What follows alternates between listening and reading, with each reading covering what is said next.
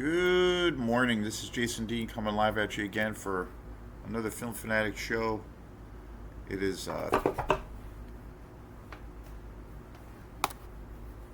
it is 10:09 on a Saturday morning. Another beautiful day. The weather has been just super spectacular.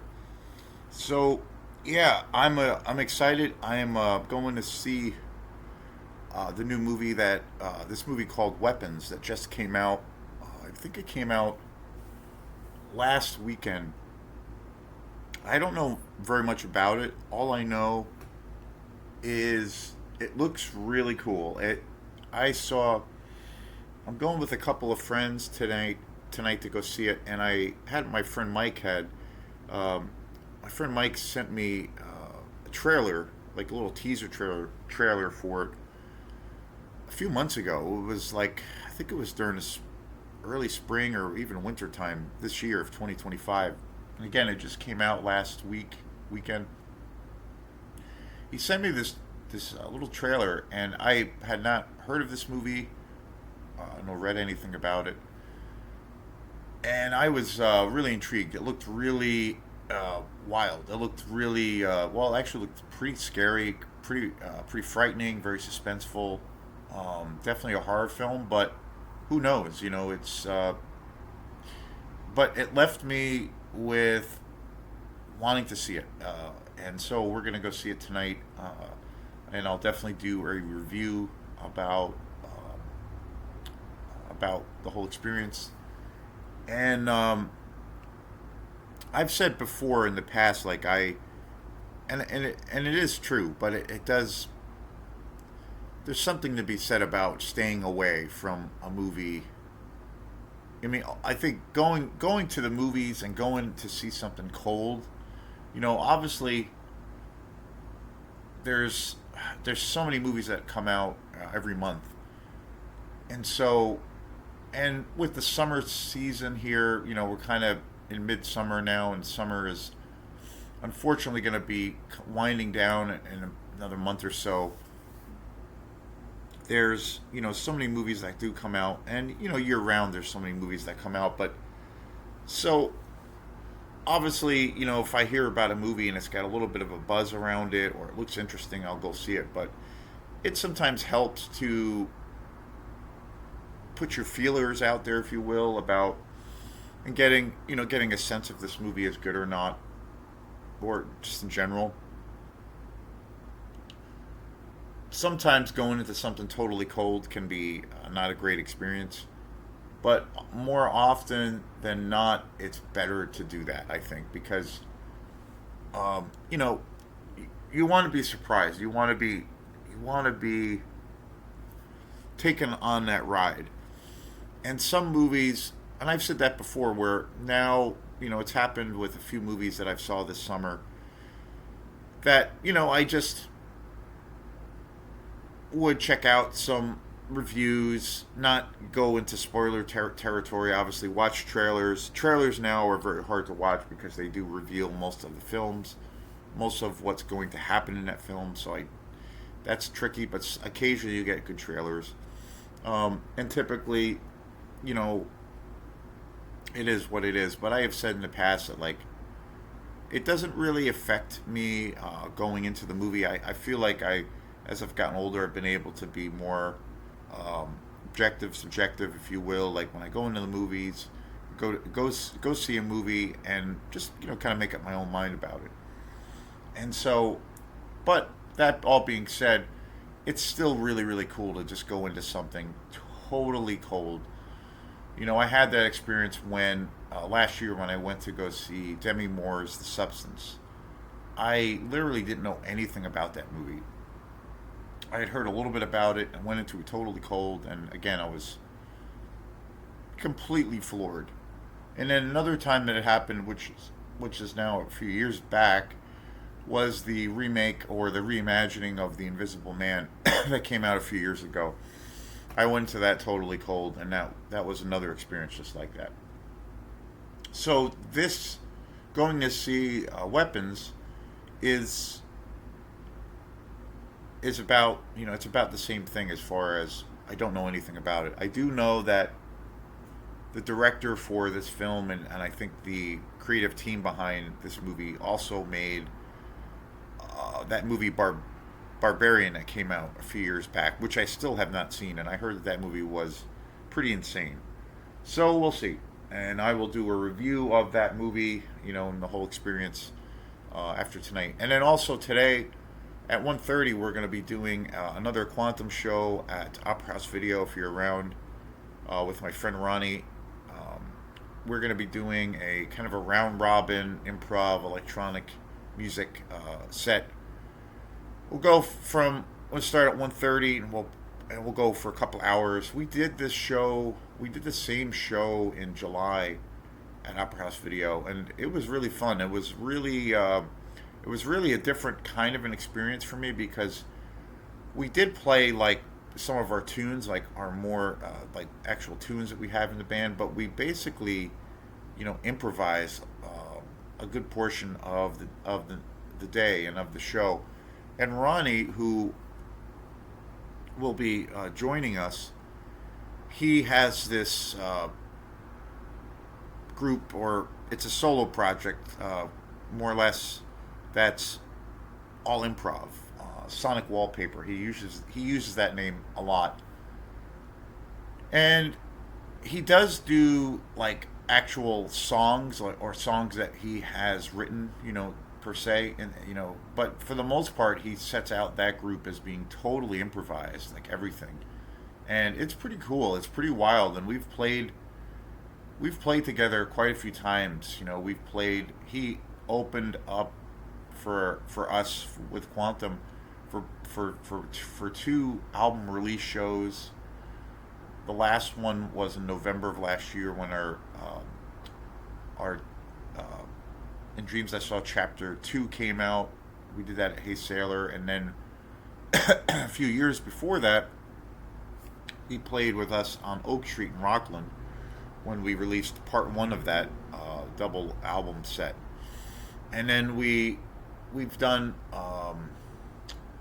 two shows at Hot Hill Tavern together, and so it's been a blast. It's always been a lot of fun collaborating with Ronnie. We have a pretty long history together. We don't get to play together nowhere near as much, but a few years back we had a band called Bone Broth, where he's an amazing guitar player, and we used to have this band Bone Broth, and it was all like kind of improvised music, along with my friend Eric Halsey, who is just an amazing bass player, my favorite bass player around, and that was all improvised. And then he also has a band, Uv, which is like kind of this proggy rock metal band, highly creative guitar player. So, and this is like, a very different side to his personality. So this will be fun. We're gonna do like this round robin thing, and the last time we played, I don't know, it was really fun. It was a whole different thing. It was really challenging because we were kind of passing the buck, if you will, back and forth every 15 minutes or so, and just kind of improvising. And then I did play some of our tunes as well, but it was mostly like really, kind of the moment. And there's always a hint of danger because you're not sure where it's going to go, or like, there's always that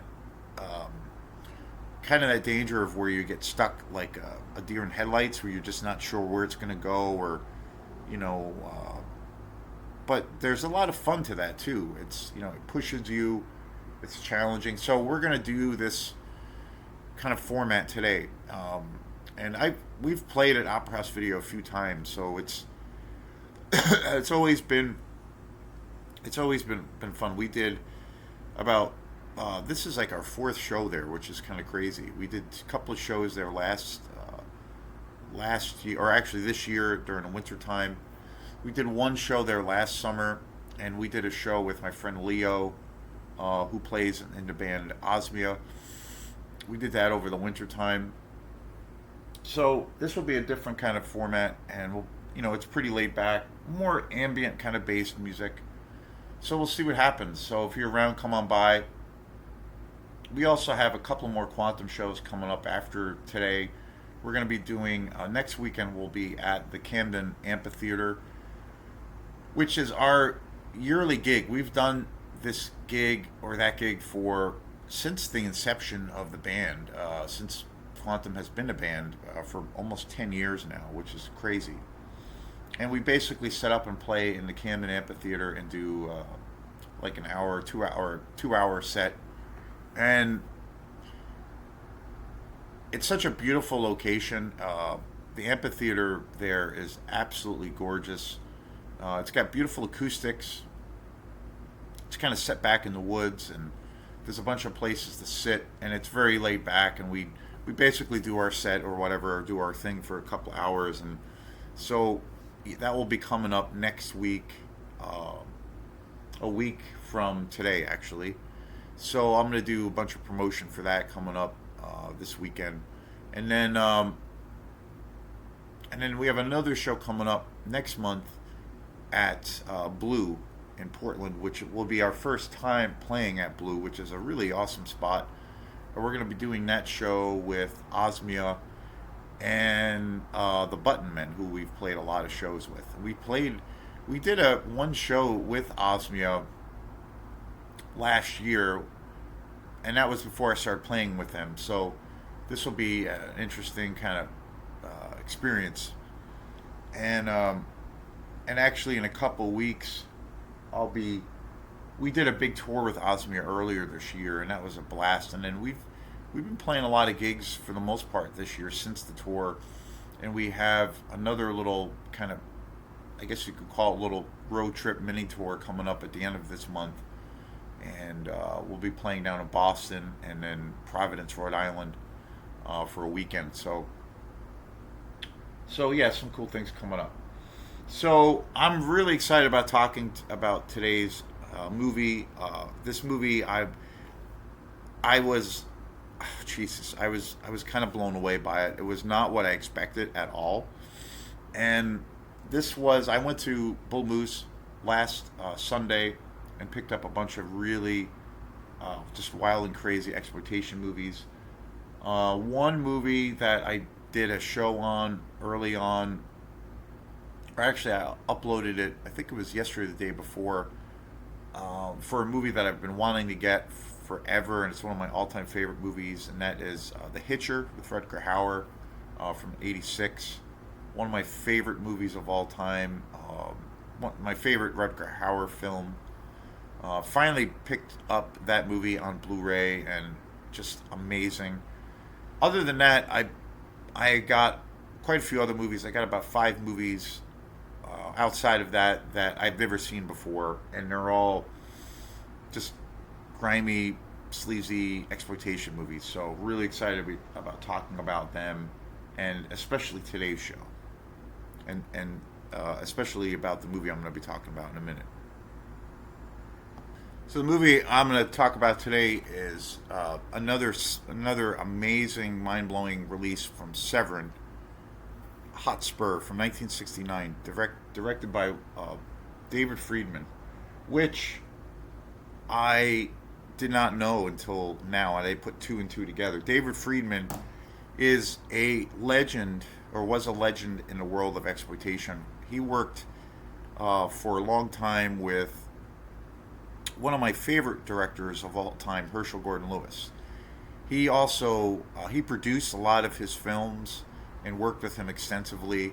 And I didn't realize that he directed this, which is crazy. It's 1969, and he directed another movie. David Friedman directed another movie called She Freak, which I own, which is just a wild trash exploitation movie. And how do I start talking about this movie? This movie, I was kind of, it's kind of a jaw-dropping experience. It's got to be one of the sleaziest movies I've ever seen, and it's highly, highly disturbing. The thing about this movie that I never heard about this movie before, I picked it up, and I think this movie is a masterpiece, first and foremost. But getting into this movie, it was not what I expected it to be. I looked at, again, never heard of this movie before. I came across it and I was like, I mean, look at the artwork. I mean, Jesus. And, it's got some really great little reviews about it. I was like, yep, this is totally what I need to own. So I snagged it up. But reading about this movie, and it came out in '69, which is insane. I knew this movie was going to be, uh, you know, very sleazy, and but I thought it was going to be, I guess, sleazy, but more of a, I don't know, in a more in a lighter kind of portrayal of an exploitation movie, a little bit more light and kind of silly, if you will. But it was not the case. This movie is super brutal and super uh, stark and kind of hard to watch at times. It's not really light at all. It's very man. It's a western. The other thing too is I didn't realize how much of a it's a full on western film, and it's brutal as all hell in a lot of ways. It's got this. I don't know. I feel like it's a very, to some degree, a real accurate portrayal of what life was like during the Wild West, where you know all of the horrendous, savage acts that happened. When the settlers came to the Great Plains, it definitely captures that brutality.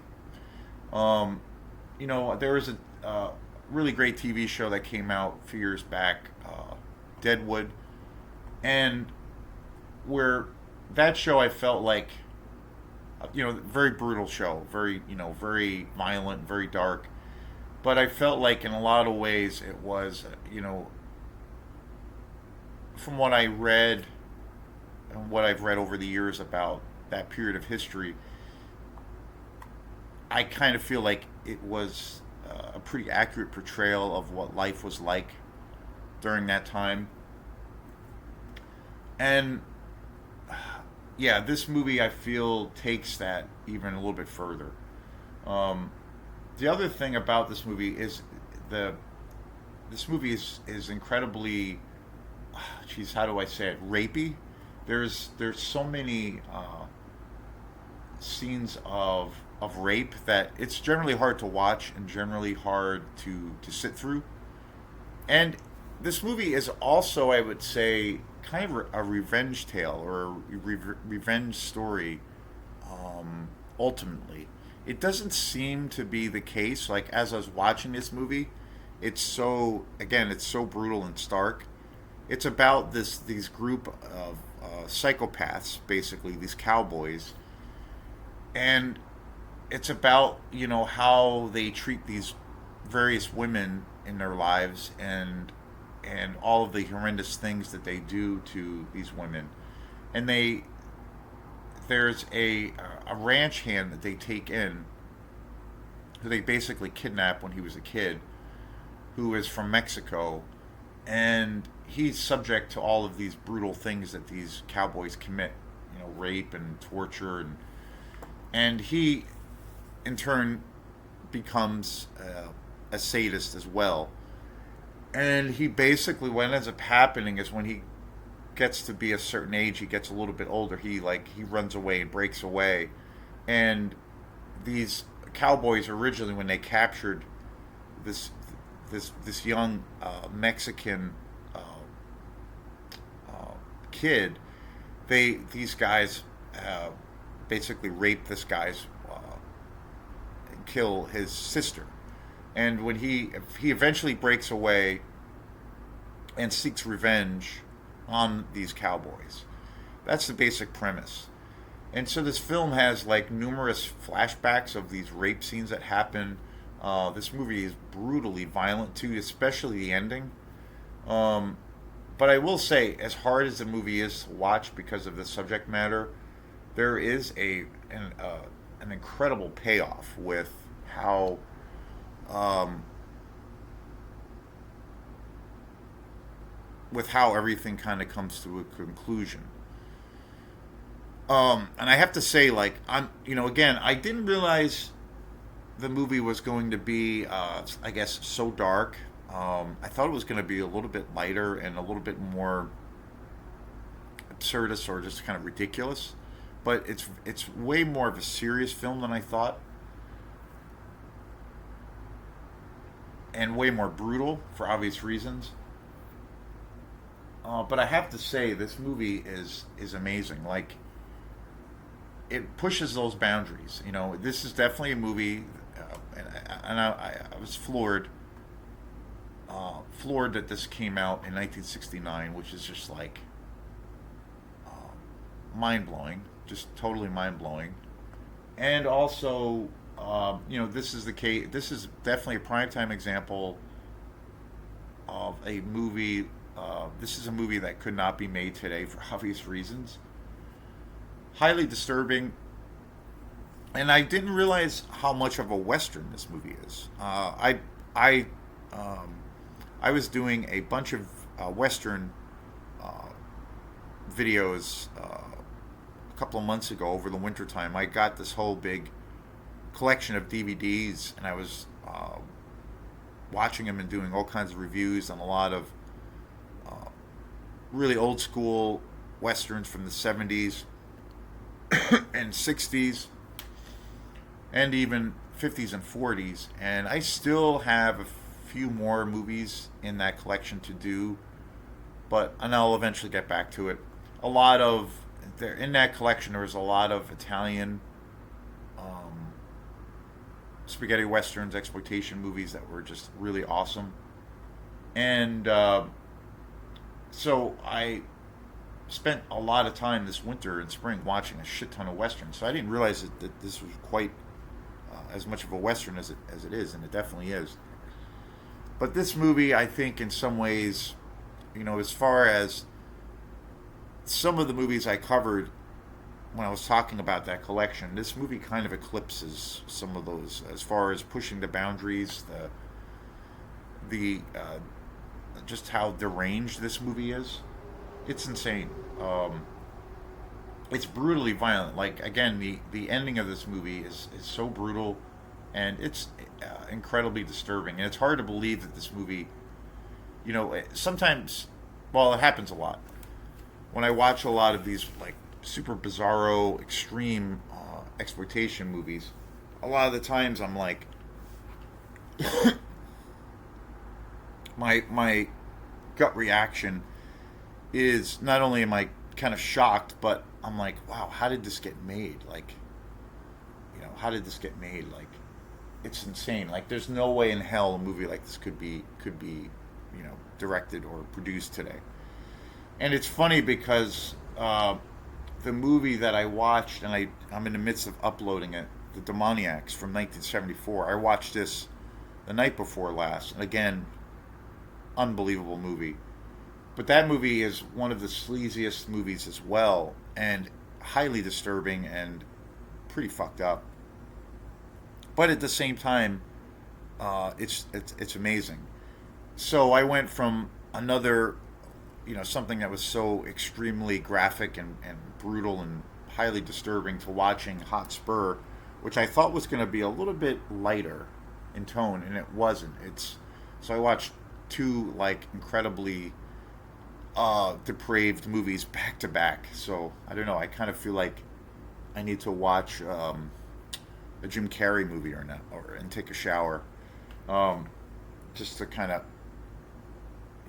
take a mental break. But kidding, of course. But and again, this is another release from Severin. Severin, amazing company. One of the greatest and one of the most popular boutique labels out there. When I went to Blue Moose this past weekend, they, the whole setup now is so different. They have these boutique labels have their own aisles, and they actually have a whole aisle that was. They had one from what I saw. Like they had an Arrow section, and then they had a Severin section, and I think they even had a Vinegar Syndrome section. Just insane. Like I couldn't believe how many movies they had set up, and I got this in the Severin aisle, and it was one of those things where I was there, and literally everything, every movie I came across, I wanted to buy. I didn't have to spend. I barely had to spend any time finding anything that was interesting. It was like first 5 minutes I found like a stack of movies where I was just like, holy shit, what is this? This is insane. And I have to say, it was almost like overwhelming, you know, because typically in the past, like that's a whole new thing, but typically in the past, I would have to like really search through the bins and look for this or that to find something. But this time it was like, wow, holy shit, it's all right there. And it was, you know, uh, all kinds of like American exploitation movies and a lot of foreign films, tons of films I never heard about. Case in point, Hot Spur. But uh, I mean, ultimately, uh, this movie is kind of a jaw-dropping experience. It's an amazing movie. As brutal as this movie is, and as disturbing as this movie is, and as sleazy as this movie is, it's yeah, it's so well done. And I just realized this morning when I was looking up some information that this was directed by David Friedman, who I'm a huge fan of. I mean, again, I've talked about him before. I did a review of his earlier films. He was, before he got into the world of like horror or more exploitation movies, he worked on a lot of adult films, porn films, basically. By today's standards, they'd be kind of considered maybe softcore porn films, and uh, you definitely see that thread in this movie. I mean, there's tons of nudity. There is lots of scenes of rape, but there's no. I don't know. I think as far as the graphic nature, like they do show full frontal nudity, but I do think that as far as like if you were gonna rate the movies, like a movie that would be considered to be, you know, you have your movies that are rated R, um, and then you have like the softcore porn films, and I've talked about this before where I have a lot of films that are in this genre now, like a lot of sex exploitation movies, and sex is a big part of the world of exploitation. I think that's one of the things that's so kind of interesting and fascinating about the world of exploitation is that you obviously have a ton of movies out there and directors that have kind of silly, goofy things that they, um, and they're just schlocky and trashy, themes that they explore. But then a lot of exploitation movies also explore a lot of taboos, about repression, um, sexuality, especially, and violence, especially, even mental illness. So you have a lot of these themes that are deeply explored in the world of exploitation. And when it comes to sex exploitation movies, you have say rated R films. Like I was watching um, a recent YouTube show uh, with Cody Leach, who I like his show, his channel, and then there's a lot of times I don't like his channel only because I feel like he doesn't.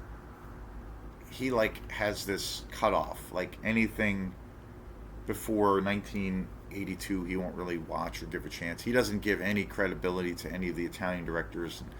I could go on about that for hours. But he was talking about he had just put up a video on a new Blu-ray DVD haul that he got, a bunch of new movies that he got, and talked about all these movies. And one of the movies he talked about buying recently on 4K was Sharon Stone's Basic Instinct, which is a great movie, and I haven't seen that in years.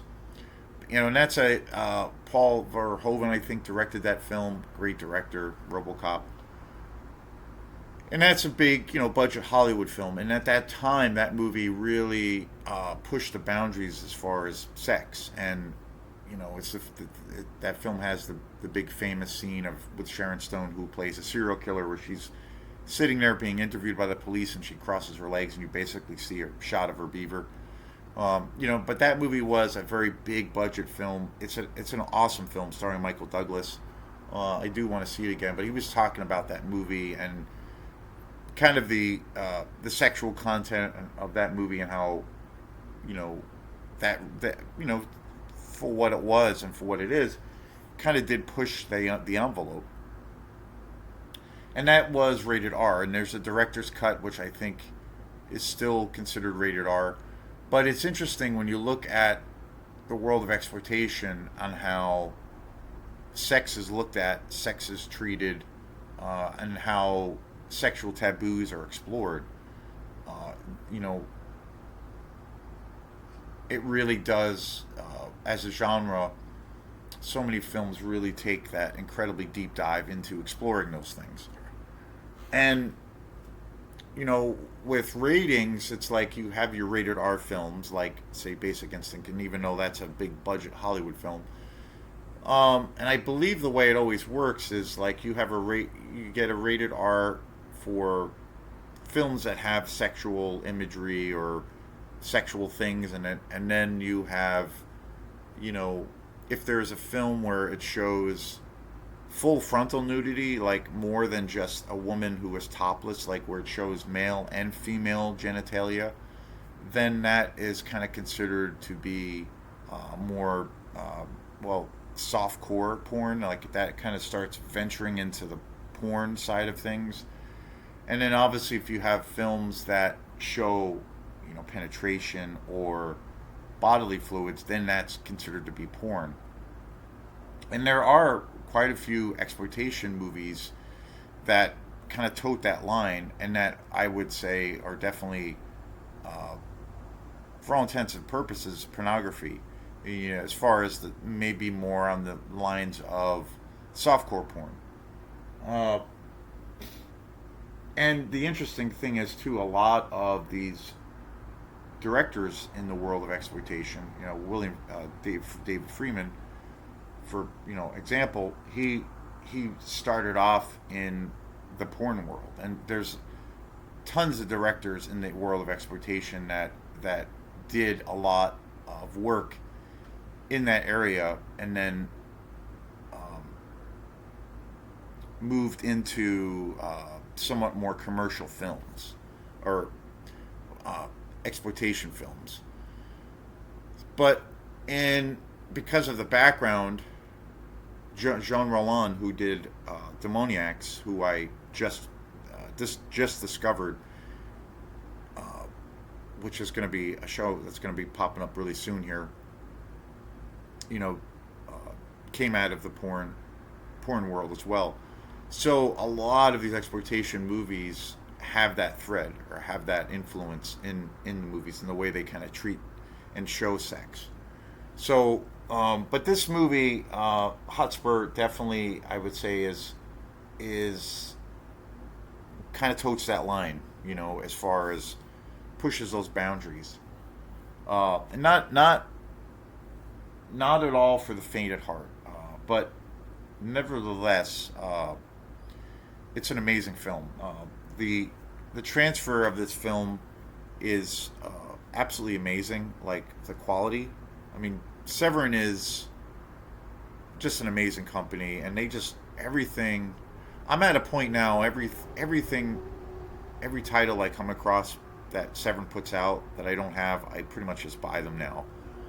I've been buying a lot of these Blu-rays for a few years now, and Severin, Blue Underground, definitely Mondo Macabra, Vinegar Syndrome, Synapse.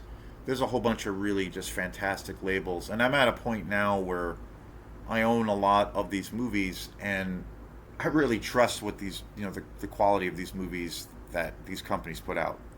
And in this case, obviously Severin, that just continue to knock it out of the park and take, the deepest dive, and releasing shit from the murkiest depths that you can imagine. And this is a primetime example of that.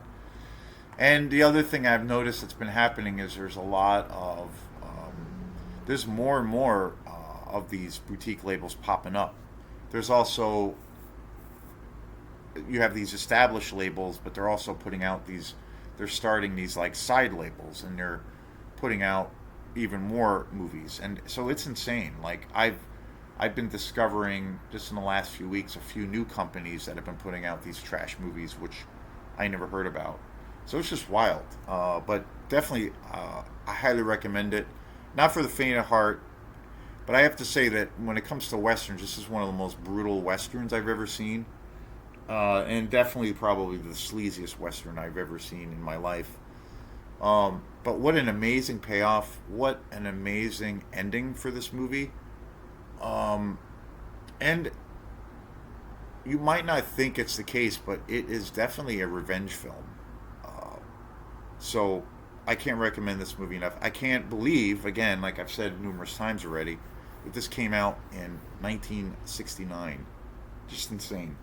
So thanks again, and thank you, Severin, for putting out these trash movies. You guys rock. Peace.